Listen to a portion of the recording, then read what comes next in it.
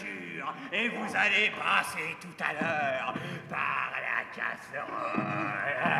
Et pauvre malheureux, si je passais par la casserole, qui te raccommoderait tes fautes culottes?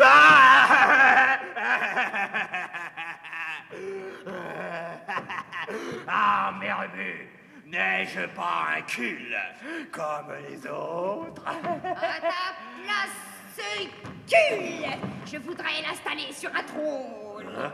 Tu pourrais augmenter indéfiniment tes richesses, manger fort souvent de l'andouille et rouler carrosse par les rues. Ah, Merbu, ah, si j'étais roi, je m'achèterais une grande capeline, comme celle que les grenades espagnols m'ont impudemment volée. Oh oui, et puis tu pourrais t'offrir un parapluie et un grand caban qui te tomberait jusque sur les talons.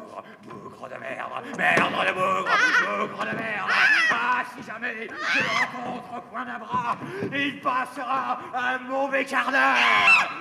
Oh, Pérubu, te voilà devenu un véritable homme. Non, non. Moi, officier de confiance du roi, l'assassiner, jamais. Oh, Pérubu, tu vas rester que comme un rat. Et puis après, j'aime mieux être gueux comme un maigre rat que gros et méchant comme un gras chat laide. Oh, Pérubu. Et le parapluie. Et le grand caban. Et la capeline. Et puis après, Merbu. Vroute, merde, il a été dur à la détente. Mais vroute, merde, je crois bien l'avoir ébranlé. Peut-être dans 8 jours, serai-je reine de Pologne. Ubu Roi, c'est parce qu'il y a de plus facile dans le théâtre. Pourquoi l'avoir choisi?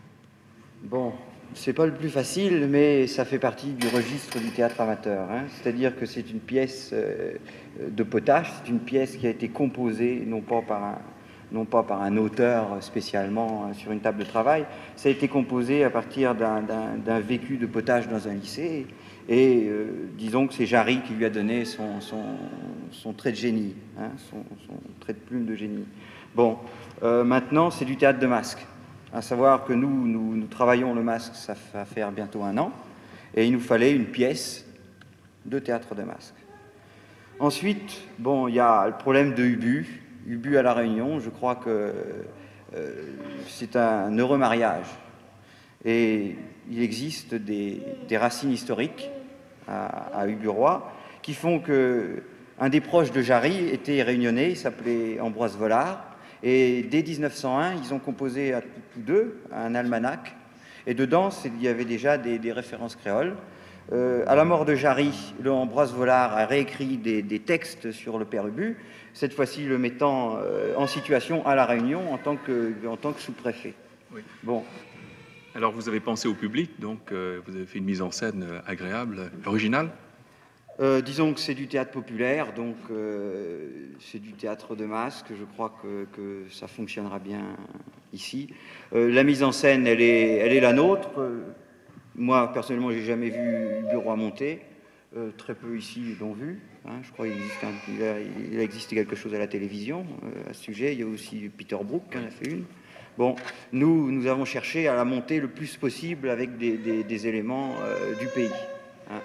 Que ce soit au niveau des décors, que ce soit au niveau de la musique, par exemple, que ce soit au niveau de la conception des masques, des matériaux employés essentiellement. Hein. Disons qu'on a cherché à faire quelque chose qui ne soit pas en décalage avec le pays. Monsieur Bougrela!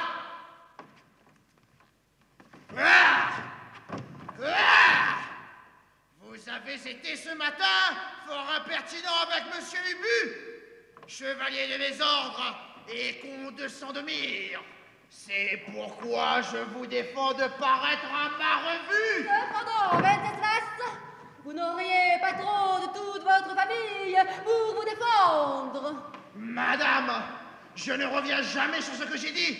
Vous me fatiguez avec vos sornettes. Je me soumets, monsieur mon père. Enfin, sire, êtes-vous toujours décidé à aller à cette revue? Pour Pourquoi non, madame? Enfin, je l'ai-je pas vu, encore une fois en songe, vous frappant de sa masse d'armes et vous jetant dans la vistule, et un aigle, comme celui qui figure sur les armes de Pologne, lui plaçant une couronne sur la tête.